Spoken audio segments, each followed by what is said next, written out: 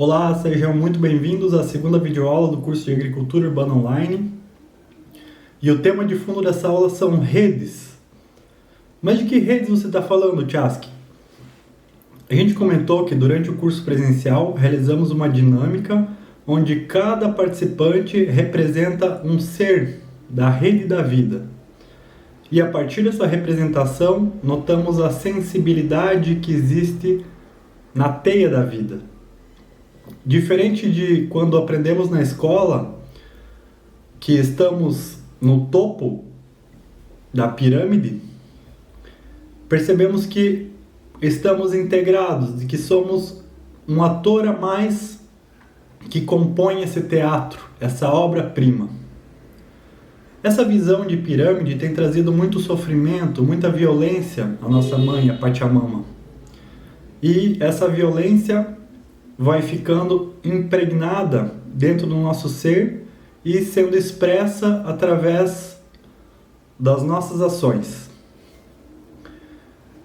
Outra rede invisível são os conglomerados de empresas que se conectam e se espalham por todo o universo, fazendo com que não percebamos muito essa rede da vida onde estamos integrados, mas sim uma interdependência com produtos, com serviços que nada mais fazem do que sugar o que temos de mais valioso, nossa energia vital, levando a essas empresas, através do nosso dinheiro, que representa tempo de vida,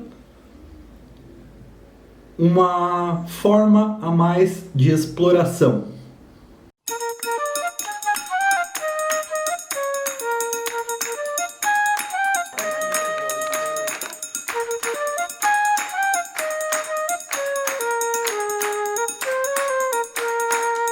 E esta exploração velada faz com que não demos tanta importância às violências sofridas por Pachamama, que se expressa através dos incêndios nas florestas, da poluição dos mares, dos rios. E somos convencidos que o progresso financeiro está acima de tudo, que não temos força para combater isso. E essa visão egocêntrica que nos coloca como superiores no topo da pirâmide, fortalece a vida urbana individualista, onde cada um vive em seu quadrado.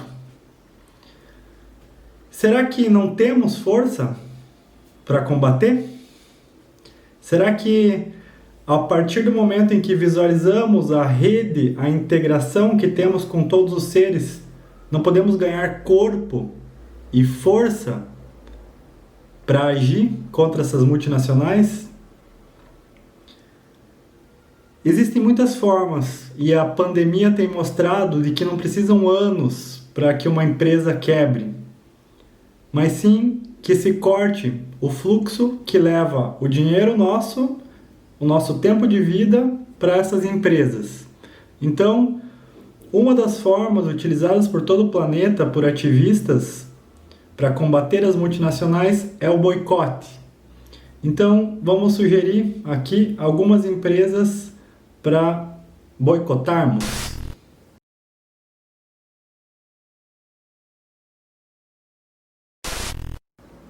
Você conhece alguma dessas empresas apresentadas? Certamente você usa ou já usou de uma ou de várias produtos ou serviços. Bom, avançando na aula, vamos falar um pouco sobre ferramentas. Durante a transmissão ao vivo, falamos sobre os aspectos práticos de organização, de limpeza, de manutenção, mas também é importante a gente se atentar aos aspectos subjetivos em relação às ferramentas. E para isso, conta um pouco da história, onde os nossos ancestrais, na Idade da Pedra, começaram a desenvolver as primeiras ferramentas a partir da intuição, a partir da imaginação relacionada a uma necessidade para a realização de uma tarefa na comunidade.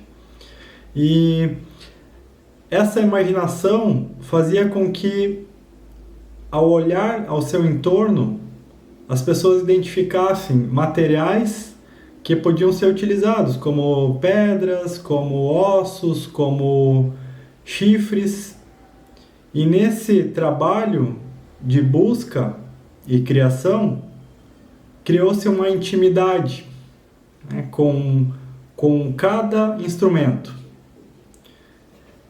Com o passar do tempo e a chegada da mecanização e da influência da ciência, percebemos que as ferramentas foram sendo padronizadas e, sobretudo, foi sendo criado monopólios que dominam as tecnologias e dominam também as populações de pessoas, de florestas, de animais, de insetos, fazendo com que se perdesse a intimidade do homem e da mulher com a terra.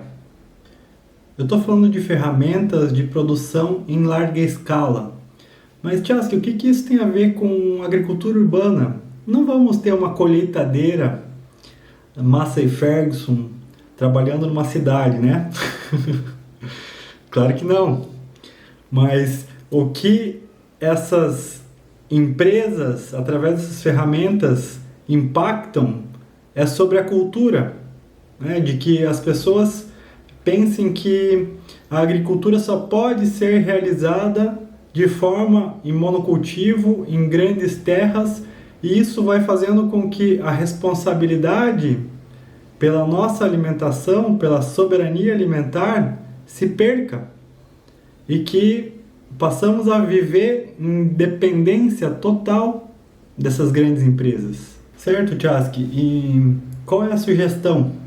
A sugestão é de que reutilizemos, reciclemos, por que não recriemos as ferramentas como faziam os nossos antepassados?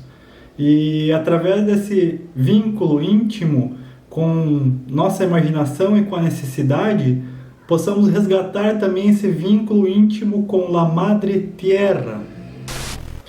Mas, Tchaski, agora que a gente já viajou pelo universo, pela conspiração das multinacionais, vamos voltar aqui pro jardim, pro meu quintal, no meu humilde vaso. Como é que eu faço para plantar um vaso de forma correta, Tchaski? Pensando na drenagem, no transplante da terra, na qualidade do vaso, do material. Mostra pra gente.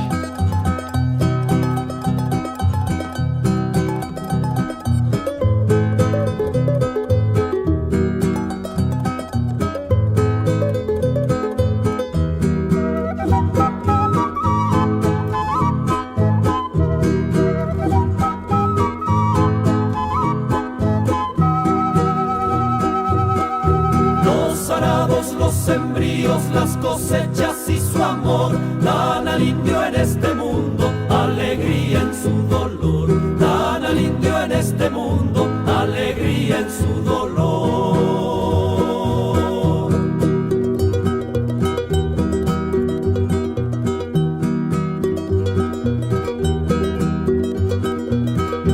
Por donde quiera que vaya toca triste el rondador, por donde quiera que vaya toca triste el rondador, porque en su alma hay solo pena, sufrimiento y gran dolor, porque en su alma hay solo pena, sufrimiento y gran dolor.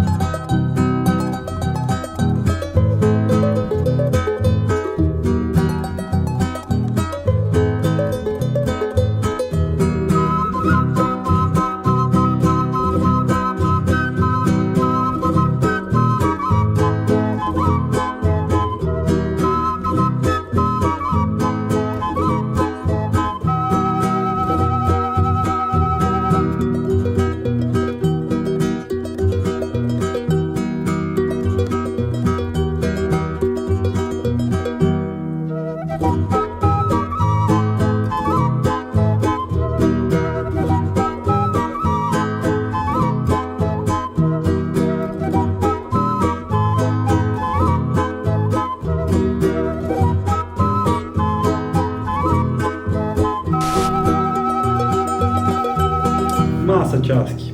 O vaso já está tudo certo. Agora, eu moro em quintal Ou eu estou pretendendo fazer um plantio na escola do meu filho, no meu trabalho, na casa de um amigo, um compadre. E o que eu levo em consideração para fazer um canteiro? Que tipos de materiais eu utilizo? Que cuidados eu tenho que ter para que a planta se sinta bem acolhida e para que ela possa se desenvolver bem nesse espaço? Vou te mostrar também.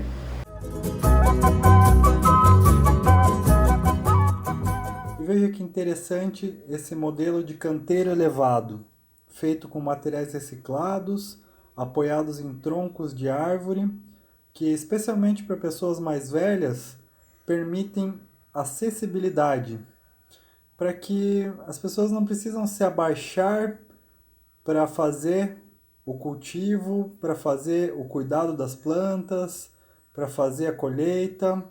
Então, essa facilidade de um canteiro que fique na altura de uma mesa, de um balcão, pode ser muito interessante para que a agricultura urbana se torne um desfrute, não um sacrifício. O que você acha?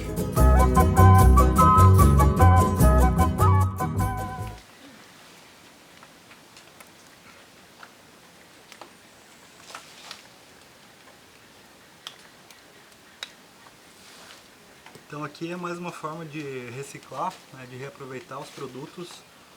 E as garrafas aqui elas estão com uma fixação, uma base de cimento, tá? Então, às vezes quando a gente faz canteiro com garrafas, a gente se decepciona um pouco porque elas não ficam muito estáveis, né? Não ficam tão retas. Mas para isso a gente pode usar o cimento, né? Para dar uma maior firmeza e uma sensação estética mais homogênea. E aqui é um caminho com garrafas, cimento e casca de surubi, que é um material que é muito encontrado na região litorânea, tá? Aqui em Maceió, Alagoas, e também pode compor essa estrutura básica.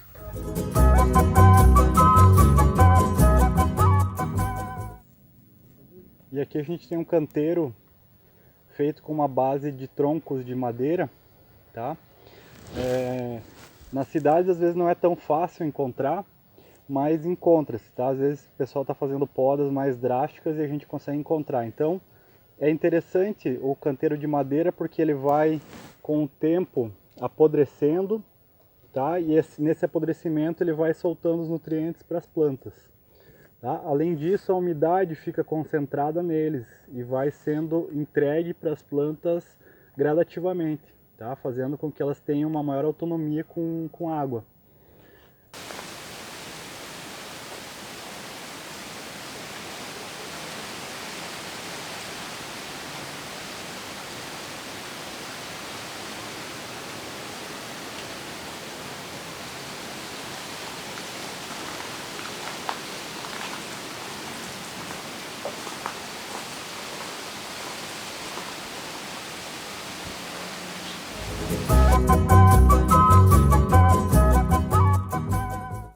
E uma outra opção são os canteiros de pedras, tá? Pela acessibilidade de conseguir o material em algumas circunstâncias, né? E também porque faz com que se crie como um microclima, tá? Entre as pedras vão surgir ninhos de insetos que muitas vezes são benéficos e também pode ocorrer a formação dos líquens, né? Que são esses micro-organismos também que contribuem com a umidade da planta. E com cores também, né? Porque uma combinação do verde com o escuro da pedra acaba trazendo esse tom estético.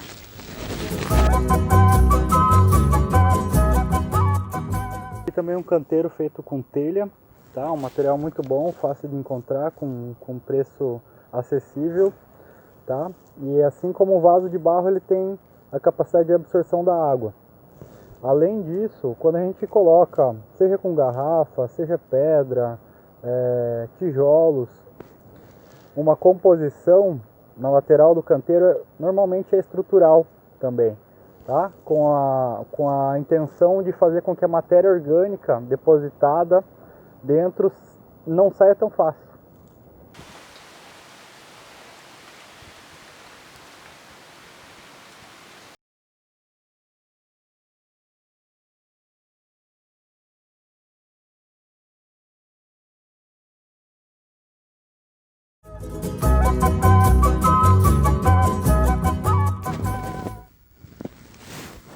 Esse é um canteiro em forma de ferradura, tá? Que tem a mesma ideia de ter acessibilidade, construído alto, mas também ele tem essa entrada aqui que permite a gente fazer o acesso como se fosse o balcão, né? O balcão da nossa cozinha, que nada mais é do que a própria extensão da nossa cozinha, a horta, né? Então a proximidade com a cozinha também faz diferença, tá? E já que eu tô aqui, eu vou desfrutar de um pedacinho de folha de hortelã.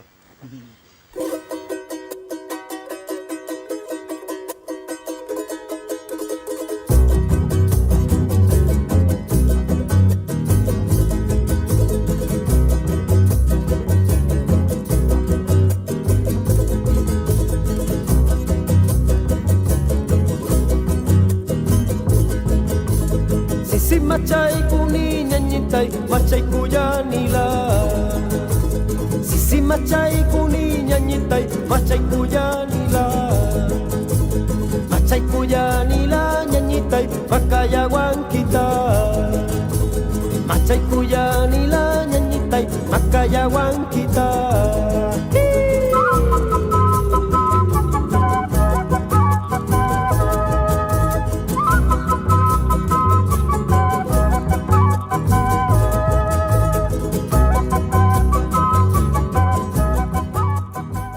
Outra possibilidade interessante são os canteiros em tábua. E não podemos esquecer dos nossos amigos caninos. Então colocamos essas barras na lateral para segurar a tela de proteção, que serve também para tutorar as plantas.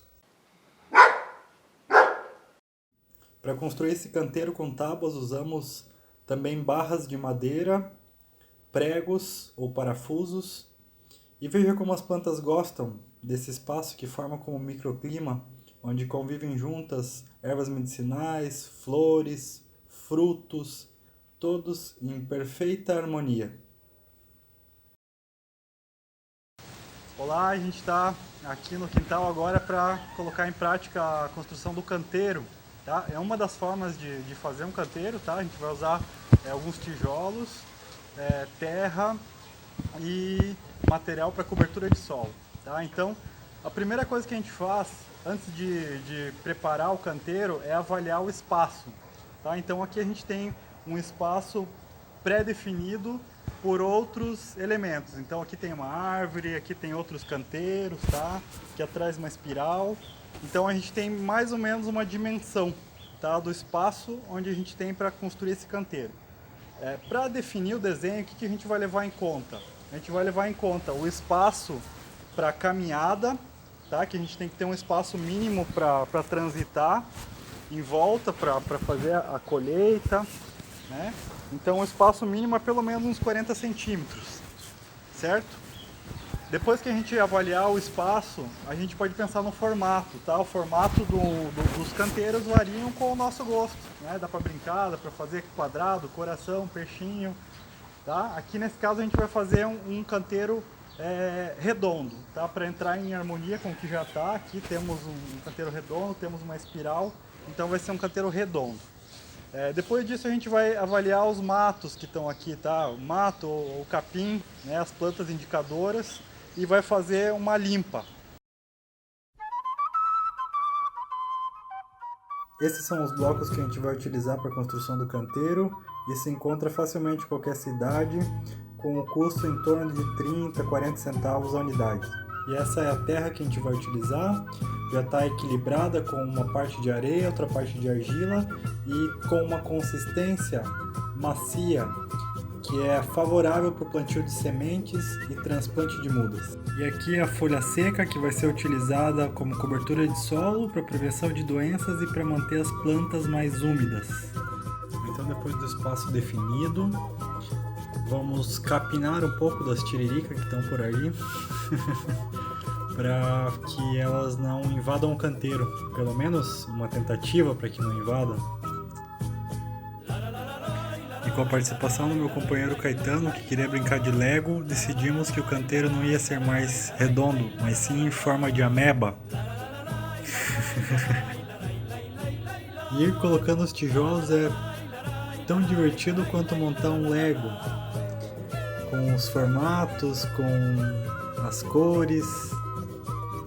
E assim fomos colocando os tijolos sobre tijolos até ficar com uma altura interessante, em torno de 30 centímetros. Depois disso fomos colocando a terra de forma bem espalhada e homogênea, uma pitadinha de esterco de gado e por fim a cobertura com as folhas secas. E tcharam! Fala a verdade, se você fosse um alface, você gostaria de ficar nesse canteiro?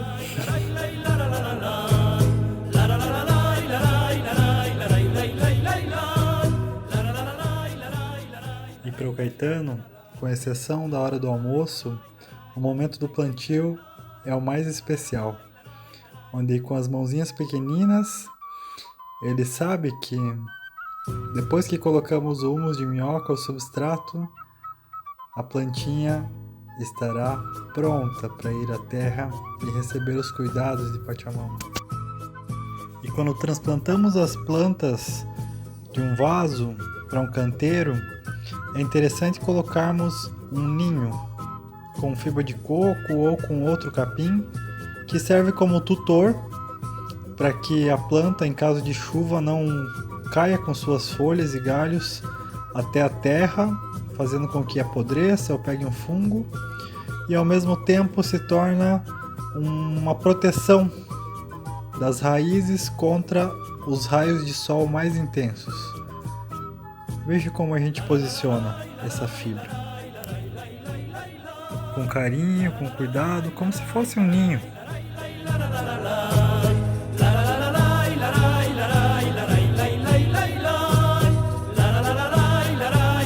E com a ajuda do Caetano, fomos adicionando cores e sabores ao canteiro da vovó Leda. E por fim, algumas sementes. E por falta de peneira, usamos o carinho das nossas mãos junto à intenção do nosso coração para colocá-las na terra.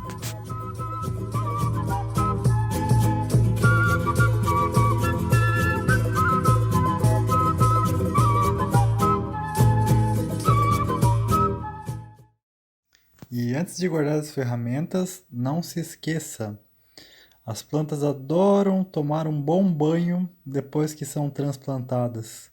Isso ajuda a criar uma reserva de água e também é como um batizado. Isso aí, piazinho!